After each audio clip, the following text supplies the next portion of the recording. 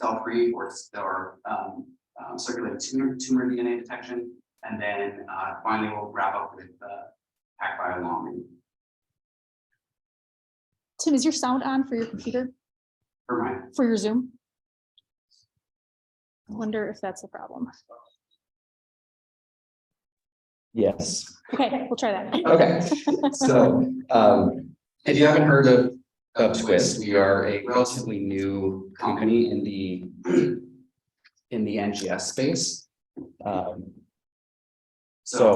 core technology is our ability to print oligos on a silicon wafer. So traditional synthesis happens in a 96-well plate where every well gives you a unique oligo. Instead, we can print about 9,600 different oligos, or up to 1 million oligos on a 96-well plate size area of silicon.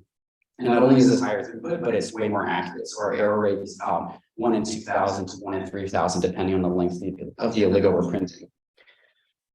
So we kind of apply this to anything that can benefit from high throughput oligosynthesis. So we started as a synthetic biology company where we were printing clonal genes or gene fragments, oligo pools, combinatorial variant libraries. We have a data storage division and a biopharma that's doing high throughput antibody screening. But today we'll talk mostly about our NGS solutions. So we do offer an end-to-end solution for all of the sort of targets that we'll talk about today, from post-extraction all the way to throwing it onto your sequencer of choice. So this includes library prep through target enrichment. So we have an enzymatic fragmentation kit. We're compatible with all mechanical fragmentation solutions, so Covarith, Megarupt, or anything like that. We have 384 UDIs, so you can do up to 384 multiplexing on your sequencer, as well as UMIs that we'll talk about a little bit later. On the target enrichment front, we have our standard hives. So this is going to be a 16-hour overnight hive and a fast hive that can be done in as little as about 2 hours. We have a catalog of off-the-shelf panels and our tried and true custom panels, which is probably what we're most known for, is working with bioinformaticians to generate your own custom panel designs. But when we talk about target enrichment, in case there's people that are unfamiliar with this, is the idea of you don't need to do WGS all the time, right? You don't need all of this extraneous sequencing outside of if you're just interested in that little green box there. It's all wasted sequencing. So you go from, in that top right, for an exome, you need about 7.5 gigabases to get 20x in an exome, whereas in a WGS to get 20x coverage, you're looking at 90 gigabases. So you're saving a ton of sequencing space. This allows you to increase the number of samples onto your flow cell, or sequence deeper if you have some troublesome targets. The just general workflow of a target enrichment approach is pretty simple. You have your pre-made libraries here. You are hybridizing some blockers. These block adaptive sequences, repetitive elements, things that a probe would like to bind if otherwise given a chance to. Then you would hybridize your probes. They're going to go in, bind your targets of interest. You do a pull down the trifactor beads and you wash away anything that wasn't bound by a probe. So then at the end, you have only what you were trying to target. There are many companies though that have been doing target enrichment, so we're not new to this, but we have quite a few benefits to our approach. So first off, we strip double-stranded DNA probes, and that gives you much higher capture efficiency, as well as increasing the complexity of your libraries, because you're getting both the plus and minus strand of each of your targets. Our probes are very efficient at capture, so you get uniform captures. We'll go over what that looks like in a second, but the idea that you don't over and under sequence all of your targets, you get a very flat sequencing profile. All of our probe panels, whether that's off the shelf or custom, all go through an NGS QT step. So you're getting all of your probes at the correct frequencies, and you're not going to just not call it or have a zero coverage target because the probe isn't there. We're very flexible. So whether you're looking at the size of your panel, if you want a custom panel that's 300 probes, you have like 300 SNPs you want to look at, or you want an exome or a methylome, right? You have 123 megabase panel. Like, we can go from small to large, and our workflow is actually pretty modular. So say you already have a validated library prep kit in the lab, well, you can just tack on our hybrid capture on the end of that. So we work very well with everybody, and we also work with most sequencing technologies, as you'll see at the end. But the goal of all of this and a lot of our work is to either increase the depth that you can you can sequence your sample to, or increase the number of samples in your flow cell, all in the goal of like lowering your sequencing costs. So this is the idea of a non-uniform capture. So you have these three great targets here at the bottom, and you're targeting 30x, let's say, for these targets. Well, anything over 30x is semi-wasted sequencing that could have gone to, say, that third target there, where it could have brought that up to be your 30x target. Obviously, if you're under 30x, again, it's wasted sequencing, so you could, you'll have to throw away those reads, and you always want to avoid off targets. So our first solution for this is, again, our double-stranded DNA probes. So you capture your plus and minus strands. Here at Twist, we call it 2 shots on goal. So you can confirm all of your SNPs based on the plus and minus strands, so you get much higher quality data.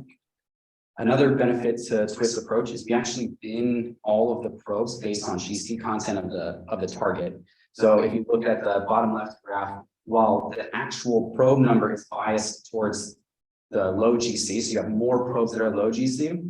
When you do your actual capture based on the efficiency of high GC probes to actually bind their target, it comes out as a much more even flat capture. And so the top is just a kind of cartoonish of our silicon wafer, where each hexagon is a different probe being printed, for instance. So you see you're printing a lot more of those low GC probes, and that allows you to have a much more even capture.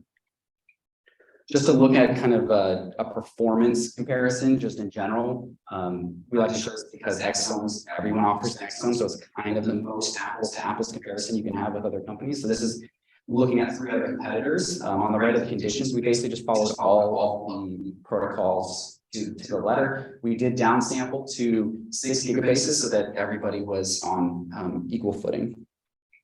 If you look at kind of the important metrics about a capture, no matter which one you look at, Twist kind of leads the pack, and especially I'll point to this uniformity metric. And this is the idea that it's basically a measure of how over and under sequenced your sample is. So you can read it as 1.28 is 28% more sequencing to bring your under sequenced targets up to the average of the sample.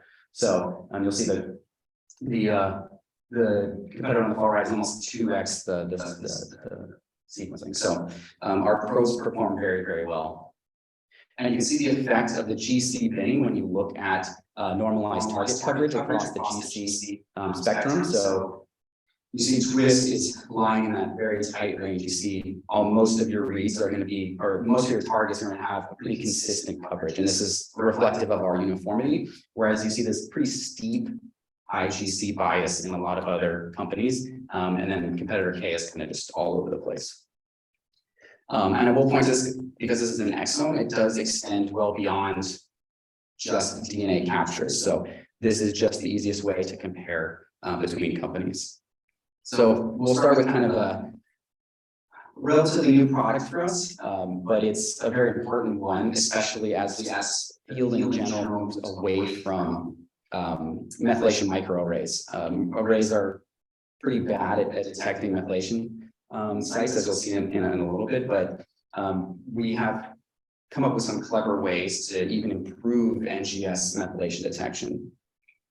So the first thing we looked at was, should we do pre or post capture conversion? So this is a very cartoony slide that I'll walk you through. So the little wrench and screwdriver, that is library prep. The light bulb is going to be your conversion. So then the little Wi-Fi symbol is an amplification. Target is always target enrichment. So we ultimately chose pre-capture conversion. It has a number of benefits. So it increases your library complexity because you actually capture a lot more of your DMRs. So these differentially related things where in say a tumor sample, it might be anywhere from 100% to 0% methylated at a given site, depending on which cell you're technically looking at.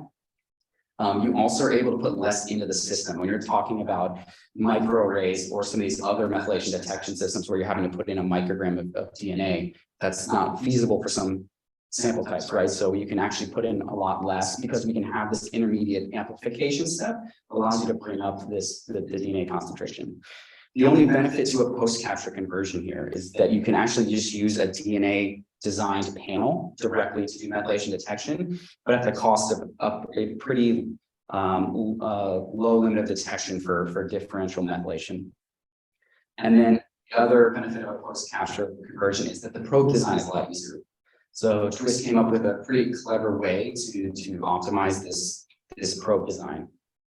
And what we do is that we consider every single CpG site given to us as fully unmethylated or fully methylated. So this is all done in silico in the design process.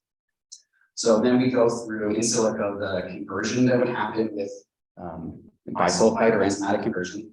And then we do the PCR in silico. And then that is where we actually design our probes. So for every single target, you're actually getting 4 pieces of DNA for the positive strand and 4 pieces of DNA for the minus strand. So it's a lot of probes per site, but that's what allows you to capture these 100%, 50%, 0% methylated sites. So we paired this advanced probe design with NEP's EMC kit. So this is going to be the library prep and the conversion kit. It's an enzymatic conversion kit, which again leads to even less degradation than bisulfite. So you can put even less DNA into your system because you're not destroying up to 90% of your DNA. It's very gentle. It's a pretty straightforward process. You're doing an oxidation to protect the methylated cytosines, and then you're doing an ApoBec conversion. So this is the enzyme that will actually convert all of the unmethylated cytosines to uracils. The major benefit of this, besides not destroying your DNA, is that actually your captures perform a lot better. So when compared to a bisulfite conversion, just apples to apples with the same panel, whether you're looking at cardiac coverage, the uniformity we talked about earlier, percent off bait or duplication rate, they're all perform much better. So not only is your library prep performing better, but the end result from your capture is also performing. Now, if we look at how well we can actually perform when calling DMRs, we devised this kind of contrived experiment where we took cell lines that were 100% or 0% methylated at the sites we were looking at, and we just mixed them in ratios. So we knew what to expect as far as the output. You can just look at the capture metrics across all the different methylation statuses. But if you look at the IgV methylation calls, you'll see that you can see the differences in the DMRs, right? The 100% methylated cells look 100% methylated at the site, all the way down to 0% methylation. And this is something that you cannot do with microarrays because they're very bad at calling the 0%, 100% methylation. And as to exemplify this, we're just going to introduce one of our methylation panels that we recently released, which is the human methylome. So this is a very, very big panel. So it's 123 megabases. It covers just shy of 4 million CpG sites with shadow coverage, which is the inherent extra sequencing that you get based on the fragment shift. We routinely see about 6.5. I've seen customers up to 7.5 million CpG sites called.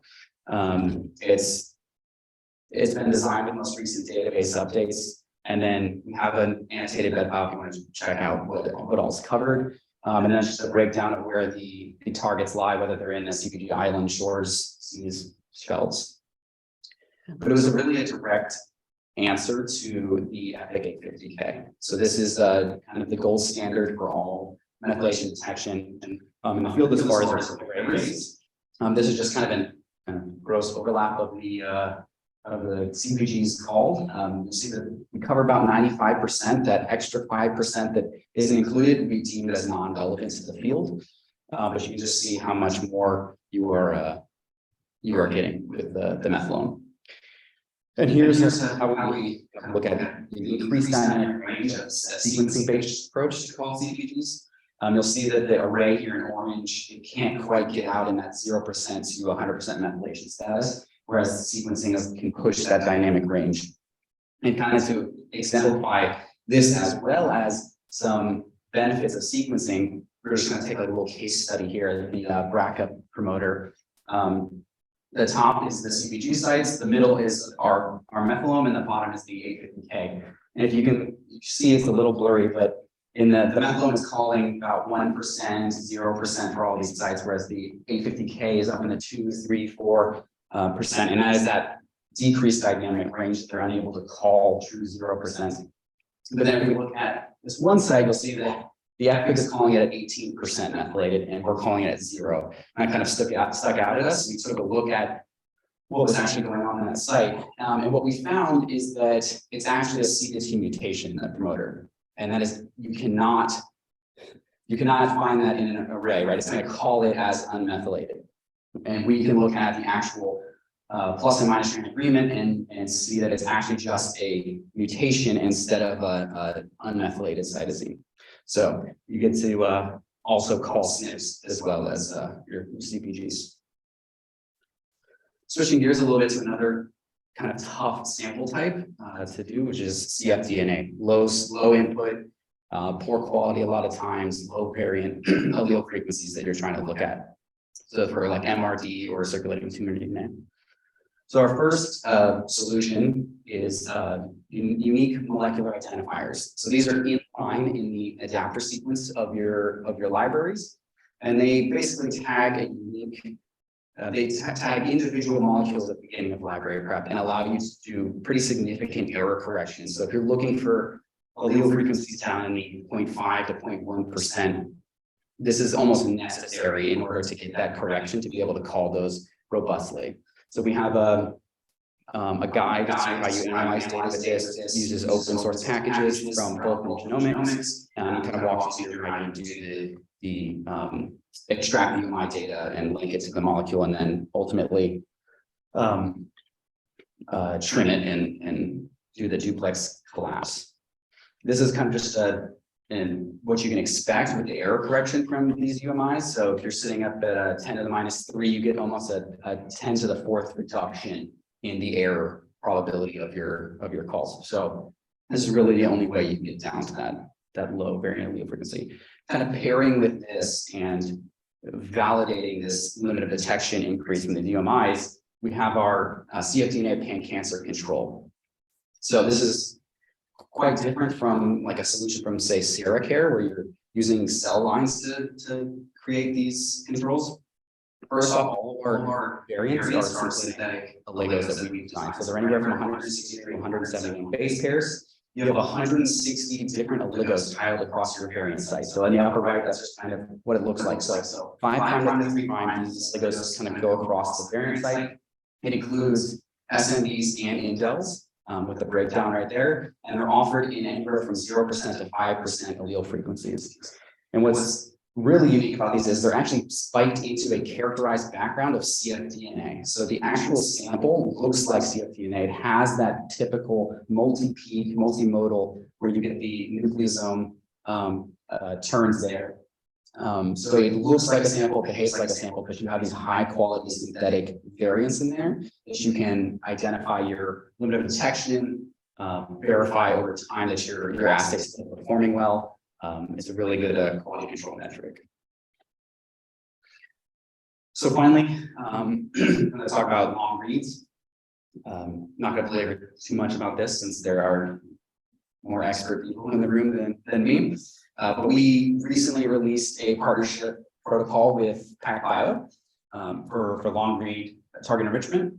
It's compatible with the Sequel II and Sequel IIe. We constantly are improving our panel design, which I can talk about a little bit later. But essentially, we can have a lot more flexibility where we place probes with the decreased density of tiling that we have to do for these long fragments to not break them apart during the capture phase.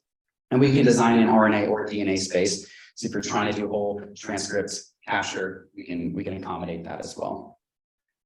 As far as what it looks like workflow wise, you start with shearing your DNA. So we have some recommendations. So G-tubes, Megaraptor, you're going to try to hit the like 7 to 8 kb. We've seen some customers with success around the 10 kb range.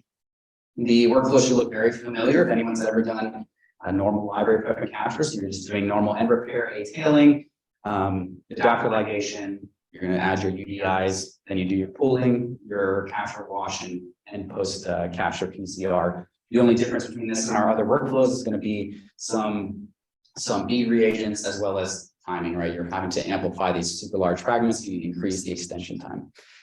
Once you finish the twist workflow, you just go into PacBio's normal SmartBell library prep and then load it onto your sequencer. Kind of give some examples of some interesting projects that worked on. This is a partnership between Twist and Leiden University in Germany. This was their Pharmacogenomics panel. It's a 2 megabase panel. They did a 24-plex on the smart cell. They saw 190-fold enrichment. This is a list of the genes they were targeting, so some pretty tricky genes. And if we look at the actual star allele assignment, there was 100% concordance with the star allele called from the GetRM samples. If you look at kind of an individual example of an IgG of the call pileups, this is TPYD, and they were actually able to haplotype this. So you see as a star 9 and star 1 allele, and you can see what the benefit of those super long reads gives you, these being able to go across these pretty difficult to sequence areas. We've also partnered with the Human Genome Sequencing Center at the College of Medicine in Houston, Texas, for their dark regions panel. And this is some pretty early data from this panel, which will actually be an off-the-shelf panel offered soon. It's quite a bit bigger panel, so 22 megabases, so only able to about 4-plex it on a smart cell. This is just the distribution of the post-capture fragment sizes. So we were able to get about 5.5 kb. So we see 5.5 kb to about 8 kb is what most people are getting out of our captures. Again, looking at just kind of a single example of what this looks like post-sequencing. This is actually fully spanning the CYP2D6, CYP2D7 region. You can see we have reads that go all the way across both. And so this is incredibly beneficial because you cannot really target CYP2D6 with short reads because you're going to pull a lot of CYP2D7 down in that capture. So it has a lot of interesting applications that we're seeing people design panels for instance, with the Stark regions panels. It's essentially like trying to target all of the T to T regions, right? That's stuff that they all filled in. We have a lot of people doing telomere stuff or centromere stuff with these long reads. So it's pretty exciting to be partnering with labs doing this. And with that, we'll take any. Well, actually, we'll move on to the next talk. We'll take questions for the end. So, thank you.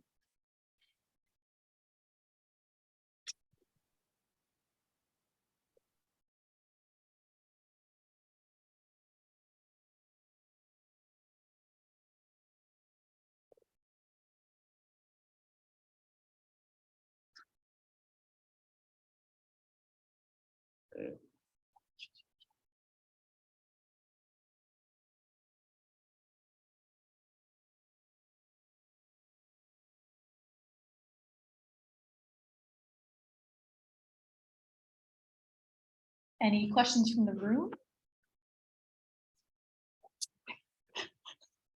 Let's go.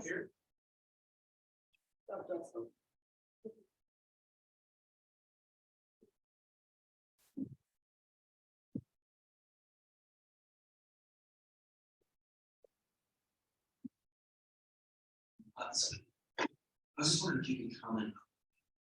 I didn't realize there was a so this is for long capture. There's a patient step in long experience. I was wondering if you could comment on some challenges in my face. That's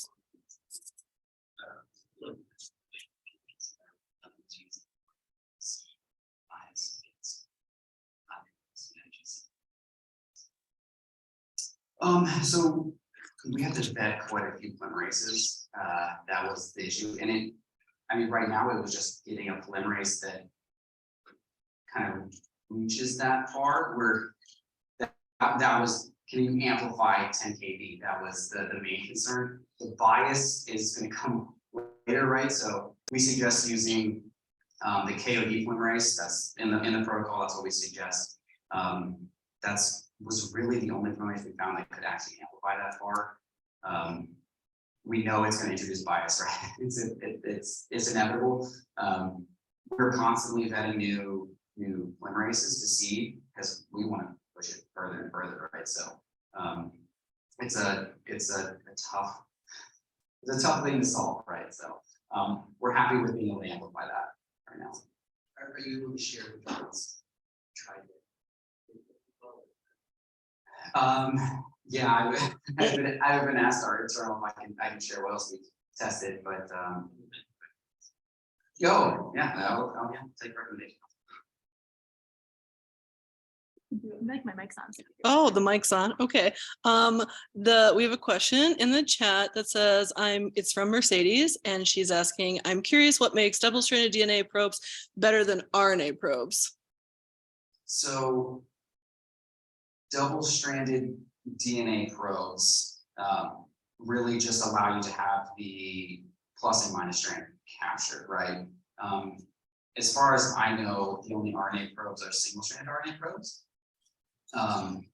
Which while they do tend to have a higher capture efficiency, the additional information you're gathering with the minus strand seems like a better trade-off, because the efficiency between a single strand RNA probe and twist double-strand DNA probes isn't as big as you would think. And by being able to capture that minus strand, you can, I mean, just additional information, right? For instance, like the methylation detection system, like that, you would not be able to call SNPs if you had single strand RNA, because you have to have that minus strand to confirm the mutant. So we didn't see a benefit to doing the RNA probes.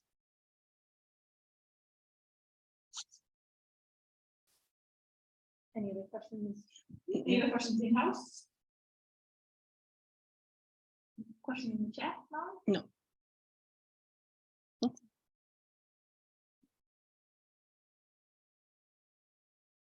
Oh, is there a question?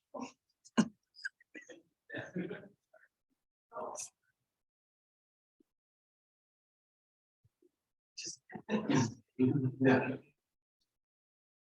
But this is probably been a question that is so there's a when you do the pull down sort of so what anything is obviously what are implications, and is this something that potentially or is this just where it's at now? It's definitely something that, I mean, I think we can definitely improve upon. The limitation is that single-stranded DNA is not that strong. So one of the reagents we suggest is M270 streptavidin beads. These are larger diameter beads.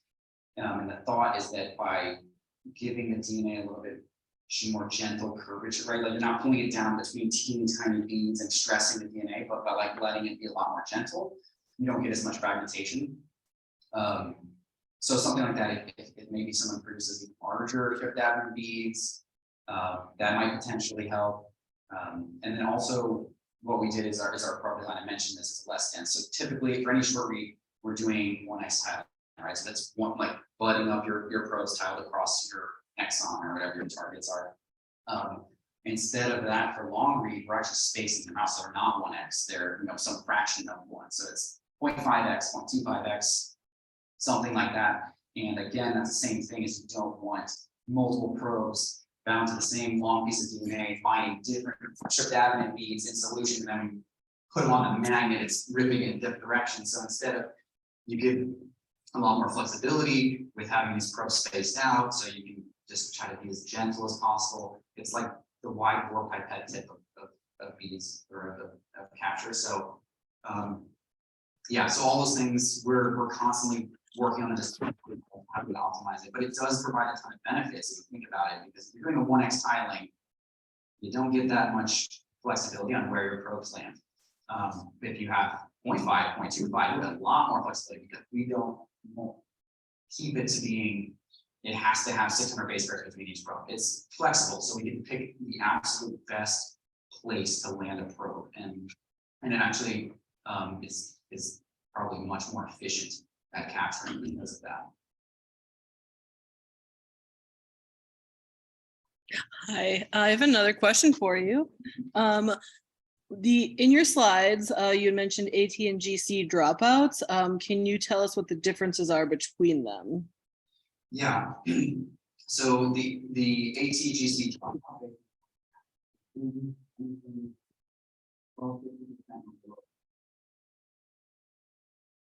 Be specific bias to those sequences or targets that follow in those sequencers are not being pulled down. You're not seeing those.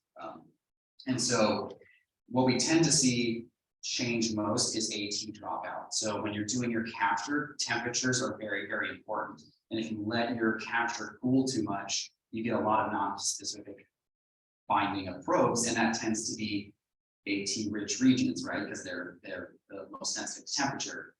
And this converse is true. So if it's too warm or it's too hot, you'll get AT dropout because those probes won't be able to find their targets because they're not as efficient at finding because there's not that much GC content. So most of the time we're seeing any sort of AT's GC dropout problems, it's 100% a temperature issue. Our probes are very few times our probes need to be redesigned or anything because our algorithm, we've been working on it for so long. It's just a temperature issue for the most part.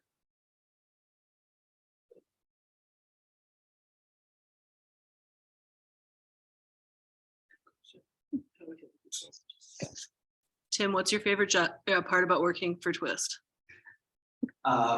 So being a field application scientist, coming from the lab, honestly, it's being able to see what people are doing in the lab.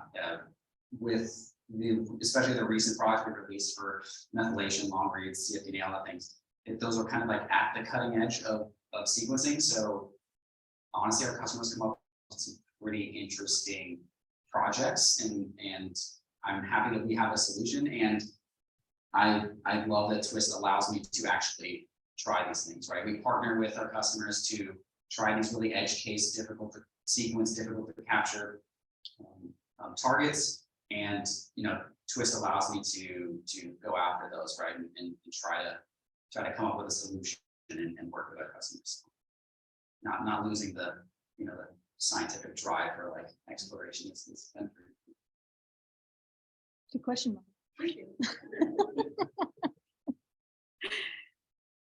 Any other questions from the room? Justin? Let's see, and I don't see any other questions in the chat either. Okay. Thank you. Thank you very much.